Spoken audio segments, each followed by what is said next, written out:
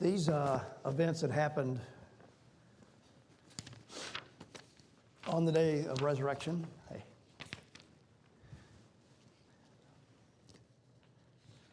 I often make comments. I really don't mean to be funny, but when Jesus pops into the room, he knows how to make an entrance. The walk on the road to Emmaus. We'll talk about that a little bit. Why did he conceal his identity so long? But there's some really good news in that story. Imagine this for a moment. On the day he rose from the grave, he spent several hours with two people. And we'll talk about that. What's up with that? Why did he do that?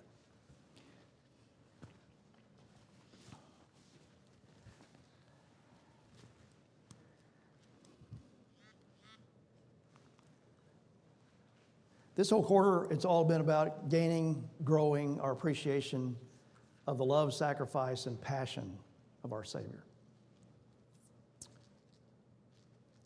If this study of a gospel doesn't inspire you, doesn't change your perspective, doesn't give you a new focus, you need to be checked up. you just need to take a look. Luke chapter 24, 53 verses. I've divided into 4 sections. We'll see if we can get through that. Key verse number 1. Why seek ye the living among the dead?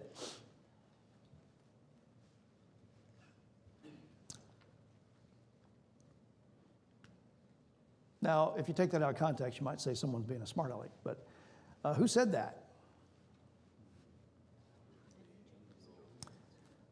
Well, the Bible says it was 2 men in shining apparel. We take that to be an angel. Okay? I've heard other theories, but the Bible says it was 2 men in shining apparel that were standing by or close by the tomb when the women got there. Why seek you the living among the dead? What were the women that went there that morning? And we'll talk about who in a moment, but why were they there?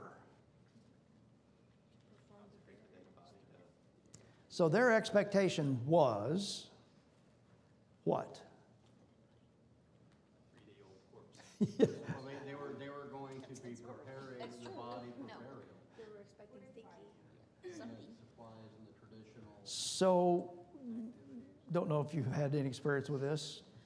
What happens to a body after 3 days? It's going to be funked out. Yeah, buddy.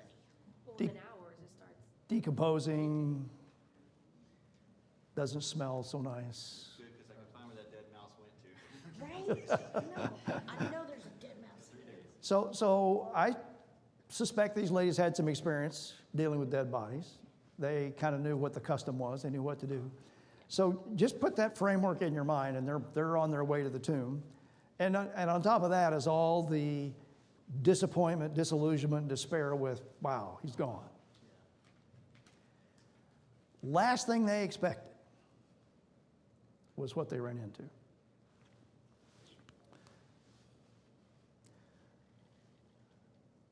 What caused the light bulb to go off? I love this passage. We'll come to that. But just keep that question in mind. What was it that turned the world upside down, literally?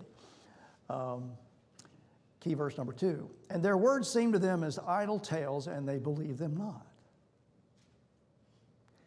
Have you ever related a story to someone, and you were telling the absolute straight-up truth, and they're just looking at you like you've lost your mind?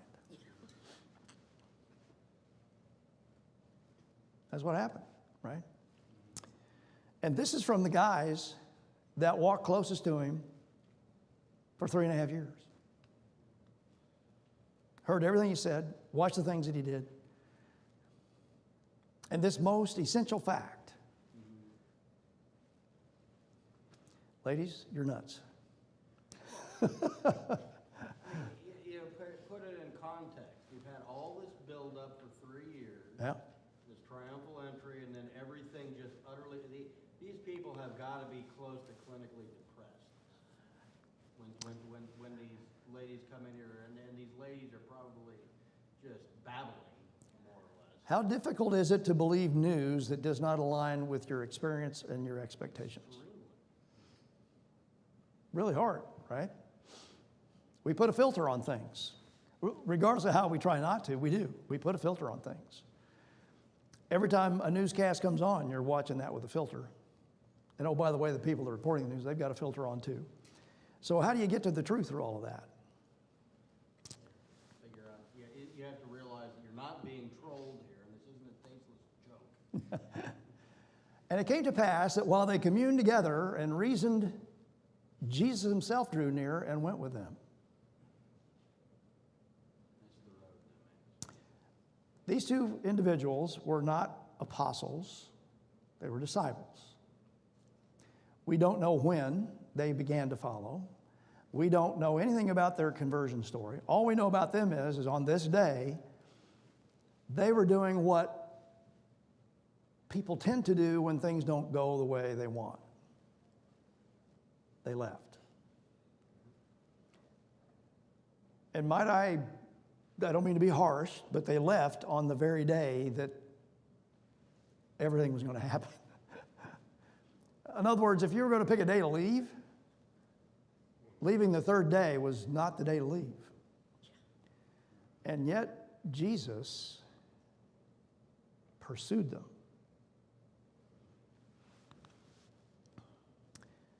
Why did he spend so much of his time on Resurrection Day with those two? Think about that for a bit. I'm going to come back to that.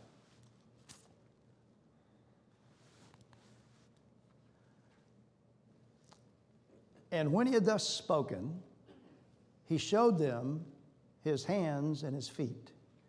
And while they yet believed not for joy and wondered, he said unto them, have you here any meat?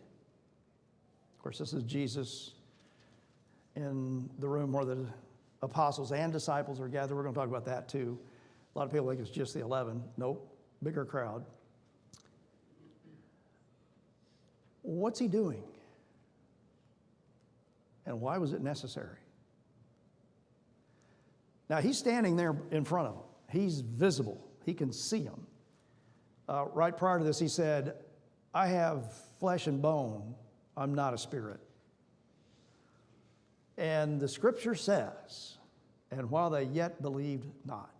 So here he is standing in front of them in person, in his glorified body, speaking to them, and they still don't believe. Tough crowd.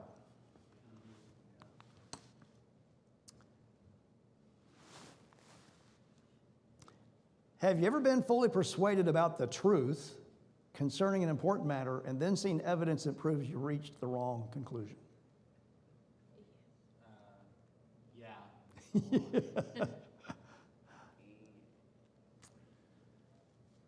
And I'm not trying to lead into a truth is relative discussion here, but there's one thing about discerning the truth that you and I just have to understand. Jesus said, I am the way, the truth, and the life. Spiritual discernment doesn't come from your perceptiveness, your intelligence, your experience, or your emotions. Now, those things factor, but that's not where it comes from. Spiritual discernment comes from God. And if you want it, you have to seek him to get it.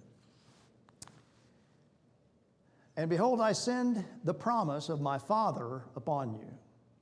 But tarry ye in the city of Jerusalem until ye be endued with power from on high. Does that sound like instructions? Oh, yeah.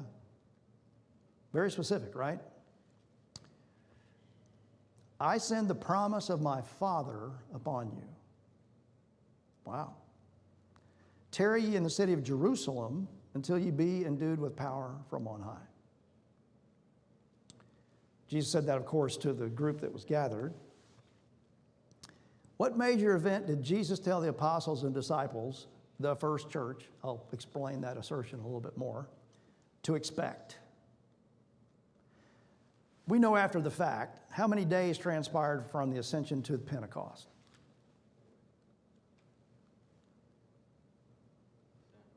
Was it 40 or 50? From resurrection to ascension was 40 days. Acts chapter 1 tells us straight up. And it says that he showed himself by many, I love this, infallible proofs. 40 days he spent. How hard-headed are we? Would it take 40 days? Would it take multiple visitations from the risen Lord to convince you? You see where I'm going with that, right? Wow. From the ascension to Pentecost was 10 days. Pentecost means 50, so it's 50 days, okay? This is all based off the old Jewish calendar. So he's basically saying, hold fast. Now, they didn't know it was going to be 10 days, but he said, wait until you're endued from out. He didn't say how long to wait. He just said, wait. Now, in that 40-day period, a lot of things happened. Peter got fed up with stuff and says, I go a-fishing. He goes running off to Galilee, and they follow him. All of that transpires in that 40 days. So multiple times, Jesus goes to them, presents himself, talks to them, eats with them, proves to them who he is. And he's good to what he said. Now, you and I sit here, and after the fact, we look at this, we got the word, we think, wow, I don't know that I would be that hard to persuade. Really? How long has Jesus been working on you to persuade you about some things?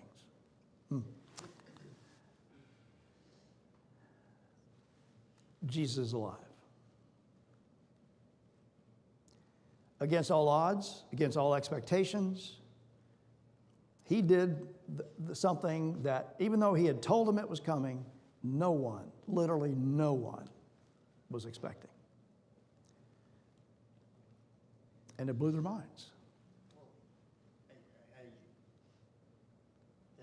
That seems fairly straightforward. What went on there was such a big point of inflection in human history. Oh, yeah. That was the Messiah that had been built up for literally hundreds of years. And so the fact that it didn't go like any secular historical sort of thing shouldn't surprise us.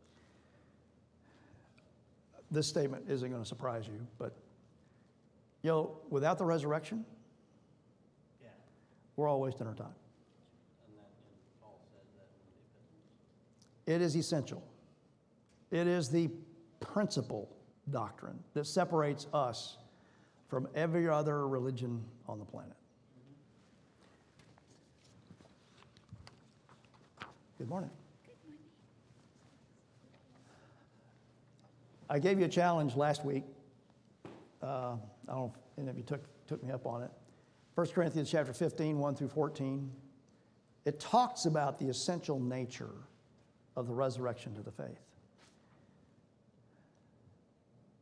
I just can't overemphasize this. This is it. This is it.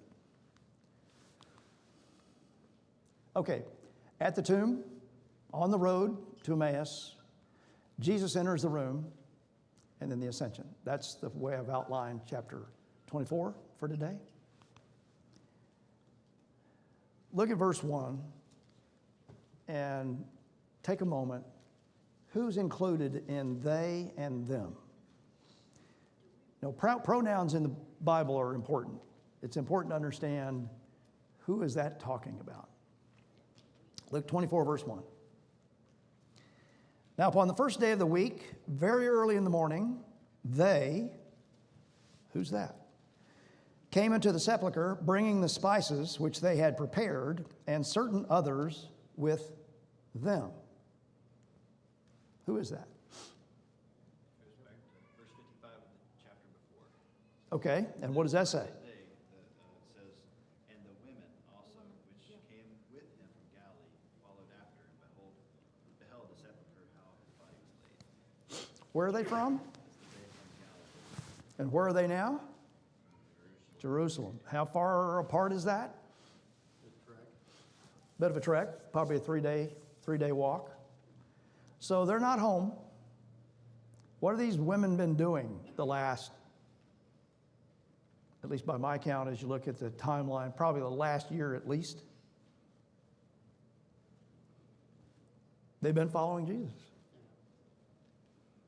Yeah, we frequently focus on the apostles and the disciples. Well, here's a group of disciples, here's a group of women from Galilee. And they are moved by their relationship to him and the duty they have to see that his body is taken care of properly. None of them have any clue what's about to happen. It says they were perplexed. If you're perplexed, what are you? It's confused, but there's another nuance. You're experiencing something, you're confused, and you know in your heart of hearts, I really should understand what's going on here, but I don't. That's perplexed, okay? You're trying to sort it out, you're trying to figure it out, you're trying to compute things, you're trying to connect the dots in your head. You know, I ought to know what this is about, but I don't. And that's because they've heard things before, but they're still not connecting the dots. So these two men in shining garments, as the scripture describes, ask a question. What was the question? Why seek ye the living among the dead? By the way, where are they? The tomb. If you study other accounts, whose tomb is it? What's in the immediate proximity? Other tombs. And by the way, Joseph Arimathea's tomb was not a single occupancy operation. Probably it was big enough to take care of a generation or two of his family. We don't even know, well, we do know that. I won't go there. We do know that. So these two men in shining garments, look carefully at verse 5, describing the women. And as they were afraid and bowed down their faces to the earth. So what's their posture? They come to the tomb, the stone rolled away, right? They entered in, they actually walked inside the tomb, found not the body of Jesus. They were perplexed, and there were two men stood by in shining garments. Huh? They're angels. They're angels, but the head is just spinning. What's going on? What has happened? Questions. It's like hair raising on the back of your head, kind of the back of your neck, kind of. So they're there. The body's not there. And two men are standing by them in shining garments. They were afraid. They bowed down their faces to the earth. Hey, good morning. We're in Luke 24. They're confused, they're perplexed, they don't know what's going on. They got this feeling that, gee, I ought to know what's going on. There's two angels standing here. Shining garments, radiating light.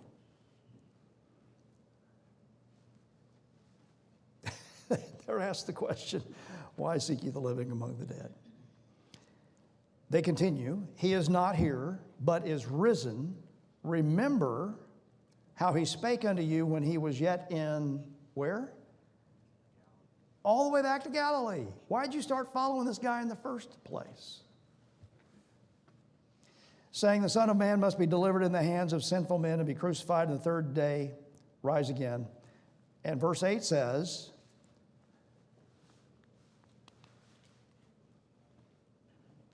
did the light bulb go off? Dots connected. I now know what's going on. Isn't it interesting that this whole experience happens to the women that followed him from Galilee and not to the apostles or some other disciple? Wow. Well, if that had been you, what would you do? What they did, I was going to tell them. This we got to go tell somebody. So you can imagine, it's like the light bulb has gone off. Wow, everything he said, everything he told us, it's real, it's true. So here they go scurrying off to wherever the apostles are, and they're going to go tell them. And as someone described a moment ago, you can imagine the scene. You know, they kind of break open the door, they run in, and they're all chattering and excited, and how the apostles received that.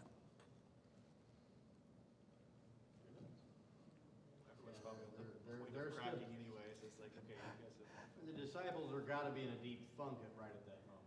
So, well, it's narrow the field. It's the apostles. They're after the 11, okay? And all indications are all 11 of them are there.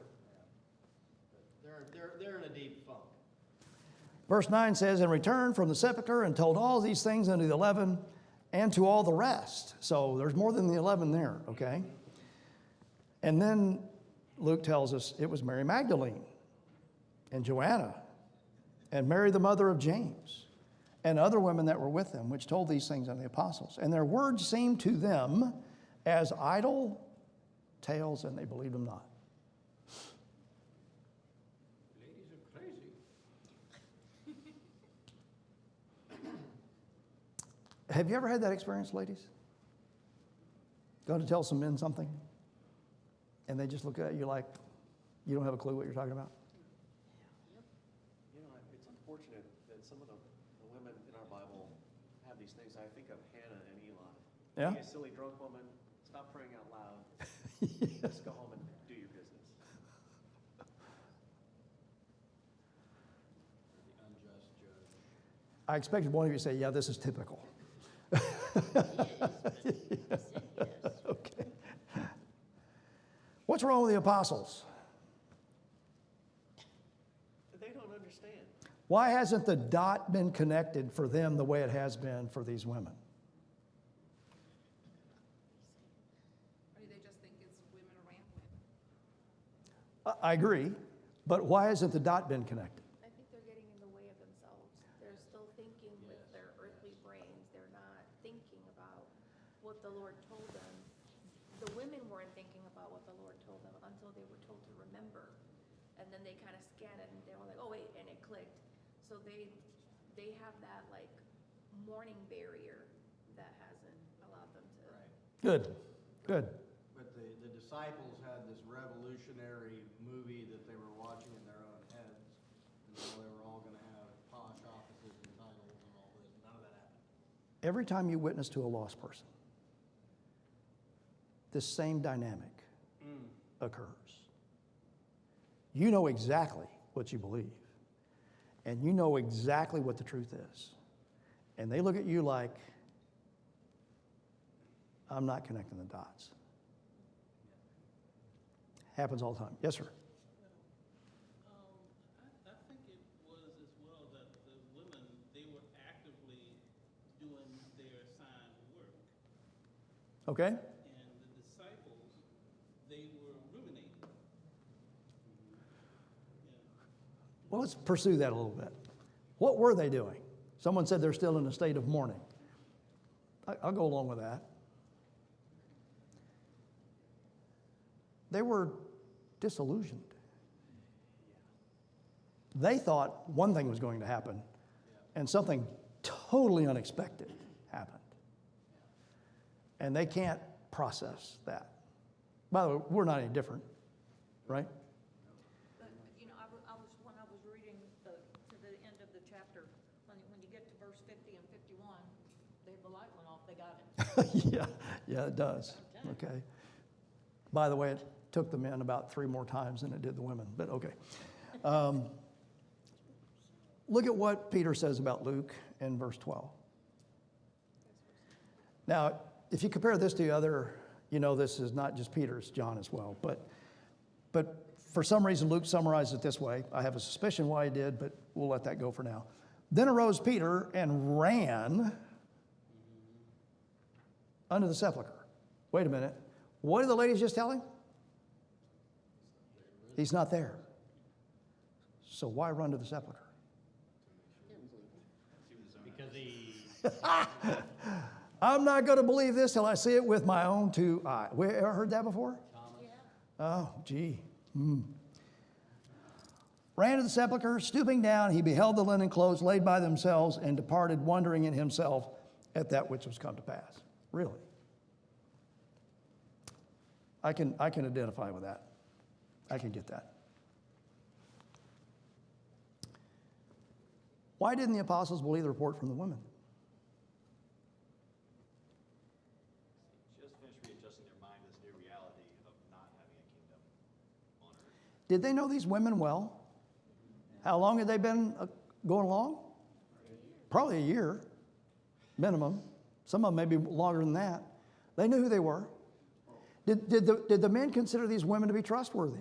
right, they didn't doubt their integrity. They didn't doubt their integrity. Why didn't they accept their witness? Because they could not, it was beyond what they could accept mentally.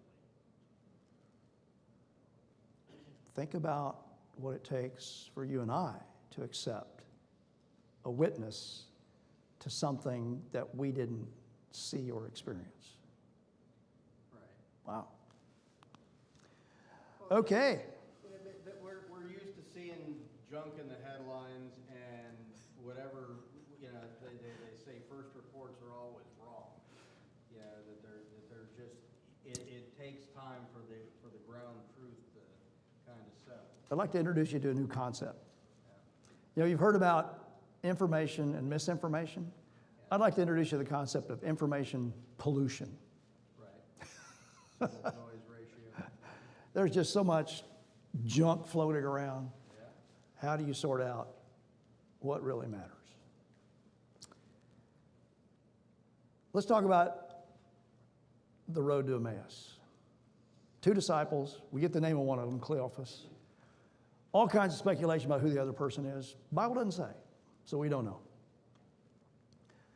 Some of the speculation has to do with things that happened centuries after this because people are trying to support different agendas. I'm not going to get into that either right now.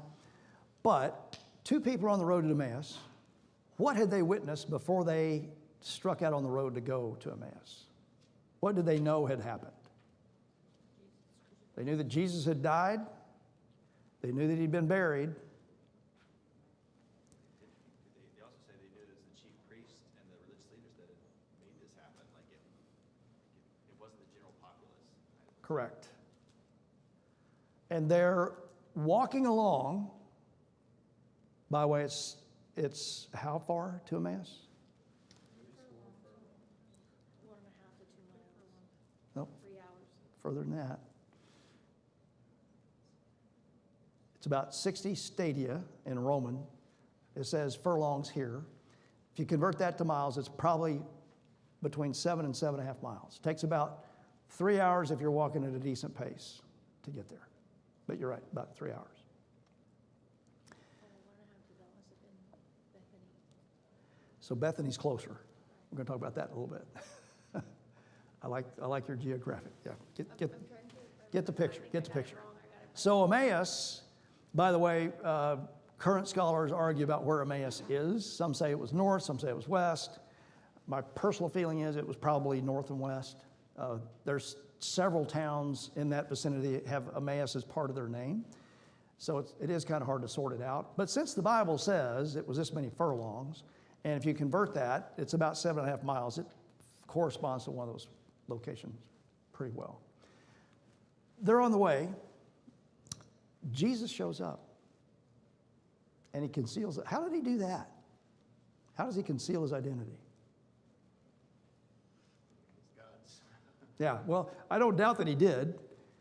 So he didn't look like he looked before he went to the cross, and he didn't look like he did on the cross. So he looked like something else. Isn't he He had a just kept his glorified hands in his body now? pockets. You figure he's just clothed. Yeah, we have all kinds of science fiction ways to kind of arrive at No, this. just like in a physical garment or wearing a hat. So like John, he says, boy, he must have kept his hands in his pockets. I mean, We're so trying to not certainly he compare it to doesn't other look go- like the other his gospels. driver's license photo. Yeah, but Okay. go ahead. Well, I mean, Mary Magdalene didn't see him for who he was either. Immediately, She didn't right? recognize his face. either. Until when? Until after he said her name. Until he spoke, Yeah. and then he recognized her. She recognized him. Okay, so Jesus concealed his identity. I would love to spend the whole class just talking about this. Imagine the day of the resurrection. It is Resurrection Sunday, and Jesus spends probably at least 2 hours of the day with two people. Why?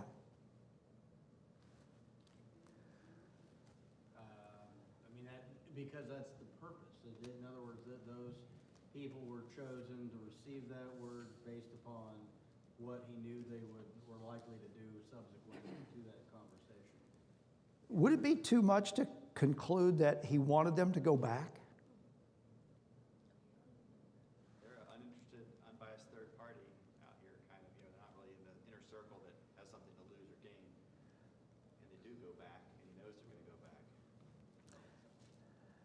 And the timing of when they arrive and what he does next is incredible, okay? By the way, this is no surprise to him. This is deliberate action on his part to go after these two and turn them around. And he comes to them first with his identity concealed. Now, just my brain, if he'd have showed up and let them know, they probably would have turned around and go. So before they went back, he wanted to have a conversation with them. Because there's more here than, if you'll pardon the crude term, eye candy. This isn't just about what you see, right? Look at what he said in verse 25.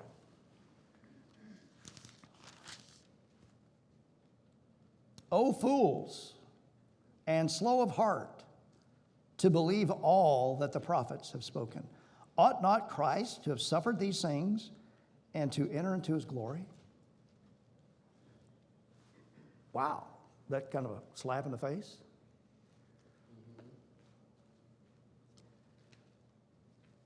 We frequently think of Jesus as this gentle, meek. He is meek, but we think about meek the wrong way. Mild, doesn't get in anybody's face. Why does he do this? Oh, fools? Most of us, if someone walked up to us and said, "You're a fool," we'd probably we'd shut them off right then. We'd stop listening, right? What did Jesus let them do first before he engages? Through everything they had experienced and knew. He let them recite. Why did he do that? Jesus already knew those things. Well, that's for their benefit. How did that help them? Does Jesus ever let you vent? Yeah, Do you ever vent yeah, to him? yeah. And he lets you? Why does he do that? Here's a basic psychology thing, just like your boss, it's best to kind of lead them to the solution, to like say, here's what you got to do. Just let them talk it out and realize the problems and then lead them into it. Perfect. When they decided to go back to Jerusalem, whose decision did they think it was? They thought it was theirs. And it was. Okay, I'm not suggesting it's not. But Jesus took the time, 2 hours, to hear them out, get it out of their system, and then he says this.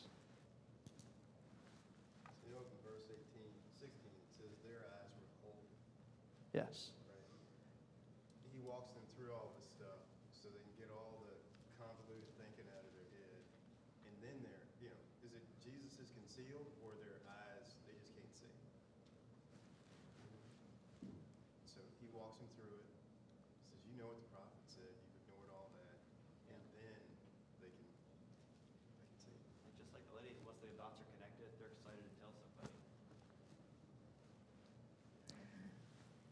You think you might need to spend a couple hours with Jesus to get straightened out on something? Wow. Verse 27 says, and beginning at Moses and all the prophets, he expounded unto them in all the scriptures the things concerning himself. How long did that take? They just got the sermon of their life. Amen. Right?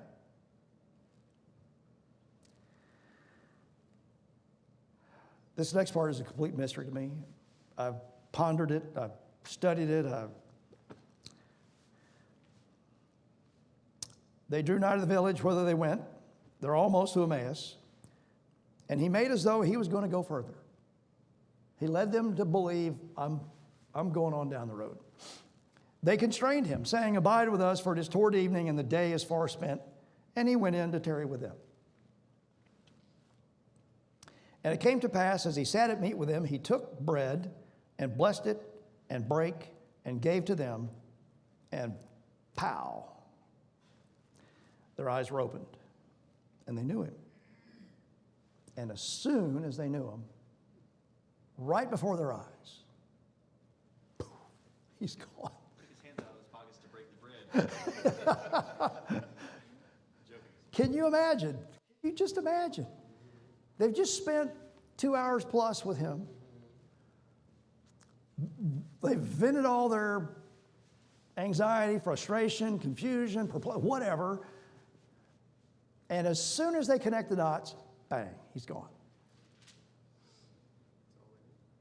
That was almost like a race. I've had that thought. And they thought, we got to get back to Jerusalem. Well, if it took them 2.5 hours to get there, it took them about that to get back. Give or take, right?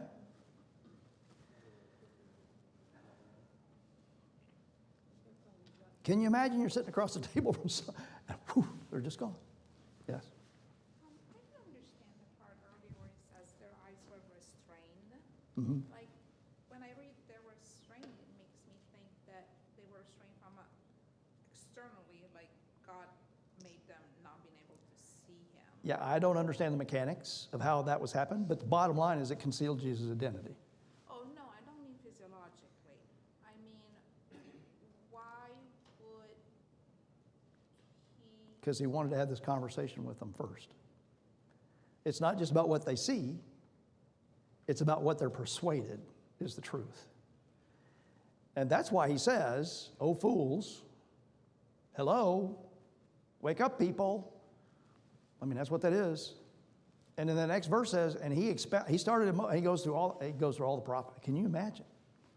Can you imagine the Lord himself instructing 1-on-2, however long that took?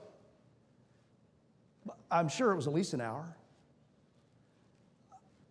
And he's just going point by point. He's talking about Moses. He talks about King David. He talks about the prophets, Elijah, Jeremiah, Ezekiel. He just... And you know, if they saw that he was Jesus at the beginning, their minds wouldn't even be processing what he's saying. Just like, you're standing in front of us, we're looking for something. So I think it just helped them focus on the actual content of this message.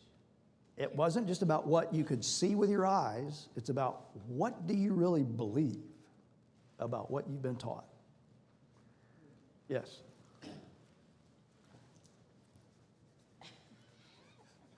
Here it comes. He's gearing up. The way the Lord has communicated at different times to the women Yep. who went to the sepulcher, these two men in our story today, but in Matthew, when he had Peter and James and his brother on the mountain for the transfiguration, a cloud came, the prophets were there, they wanted to build a temple, and he told them what on the way down, don't say anything about this until you know I've come back. And now these guys are coming back, and you can just see this, what's about to happen. Jesus wanted to make sure that the start of his church was going to just be a nucleus powerful thing that was going to set in motion for the rest of history. And Oh, yeah. when these come back and they say the Lord is risen, and they're going to say, well, guess what? We got a story for you too. We were up on a mountain and God showed up and we were blinded, we were scared, and God touched us and told us all of this stuff, and now we can finally tell it to you. And the meshing of all of the story, that this was Christ, he's come back. It's just amazing that all of these people played a part in this, about what that happened. I've often wondered before the writing of the Gospels, when in that 40 or 50 year time span did that you just described happen? Because you know it did. You know that did. The scriptures don't tell us, but you just can't escape it. It had to happen. Okay, watch this. 33, they rose up same hour, they returned to Jerusalem and found the 11 gathered together and them that were with them. Who's there? The apostles and some unnamed number of disciples. We don't know if it was 5 or if it was 50. I have a good idea. It was probably about 100, according to Acts chapter 1. Okay? I can't put a number on it, but it says in Acts chapter 1 that there was about 120 of them together before the day of Pentecost. We don't know how many, but it was certainly more than the 11. So they're gathered together. These reports are coming in. The women have come. Peter's already ran down to the tomb, and so has John, by the way. And they're back. They're comparing notes. They're saying, what is going on? And so these two guys come in, hot off the road from Emmaus. I presume they knew who these two guys were. And they give a report. And before the group can process what they say, the same way Jesus disappeared in that place that they stopped close to Emmaus, he now appears in the middle of the room. I always like to think of it this way. He didn't open any doors. He didn't knock. He just appears in the room. What an entrance. Something tells me that the two guys from Emmaus had just got out the fact that, and we were sitting with him, we were about to eat, he broke bread, blessed it, and whew, he's gone. And I believe, this is all speculation on my part, at that very moment, he's there. Now, you and I both know it didn't take him 2 hours. It didn't take him as long to get back as it took those guys to make. So Jesus intentionally waited until those dudes got back and reported, and then he shows up. Wow. Yeah, y'all don't have to run out anymore. Yeah. What's the first thing he said?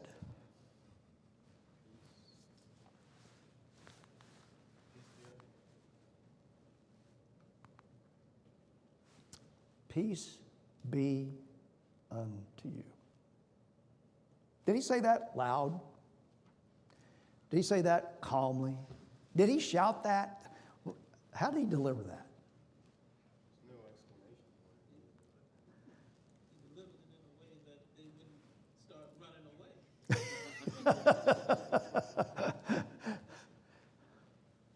Yeah, the room could have just cleared out.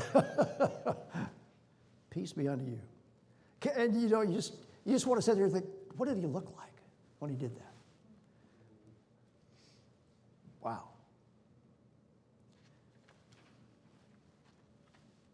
How did they respond immediately? Verse 37, what does it say? Terrified and affrighted. You ever been terrified? Have you ever been, pardon the crude term, scared spitless? I have a couple times. Not knowing what was going to happen next. He says, peace be unto you, and they are afraid, thinking they had seen a spirit. Now, Jesus, of course, knows what they're thinking. So he says to them, why are you troubled? Give me a break. And why do thoughts arise in your hearts? I'm human. Kind of a rhetorical question. I think we both understand why and what the actual content of those thoughts are. Behold my hands and my feet, that it is I myself. Handle me and see. For a spirit hath not flesh and bones, as you see me have.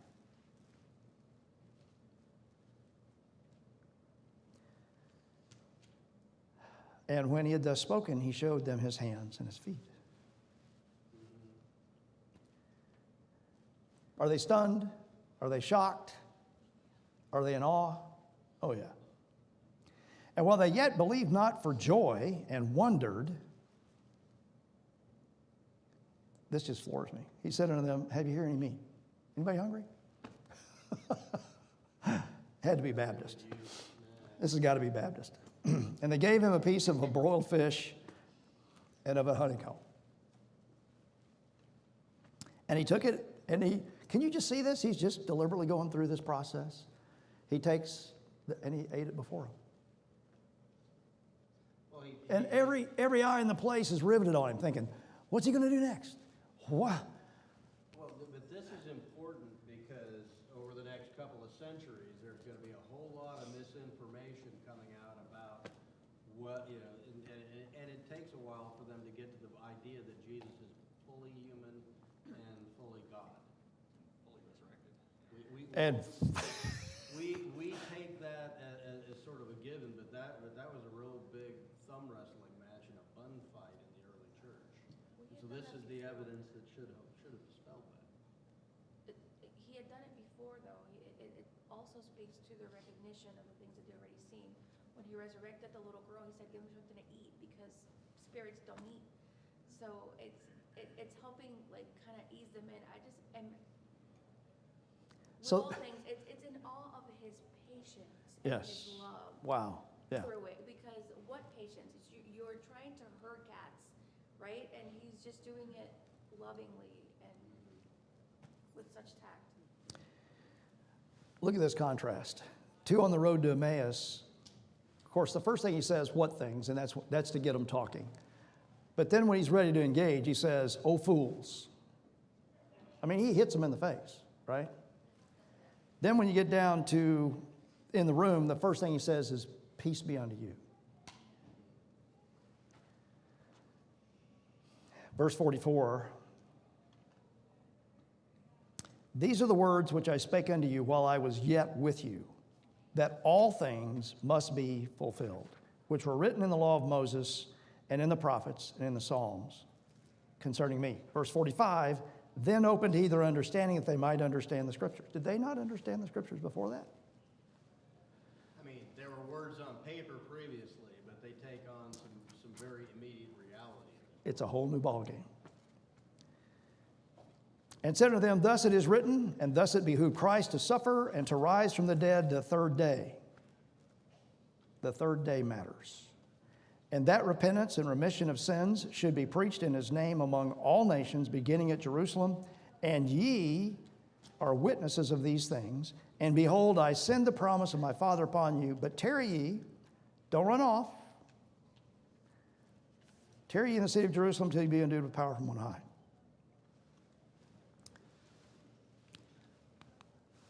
I hope you notice the important detail about his body. I'm out of time.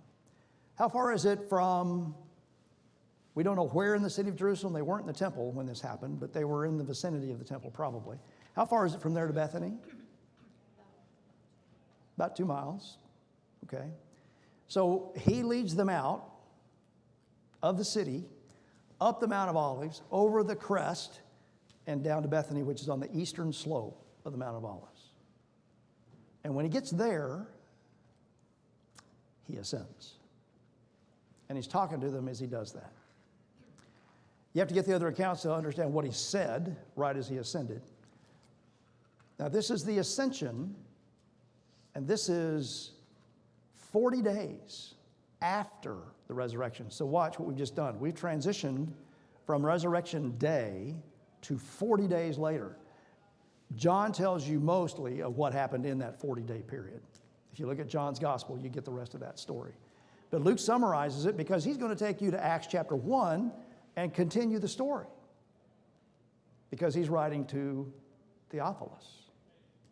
And when you study the book of Acts, you get the whole picture there.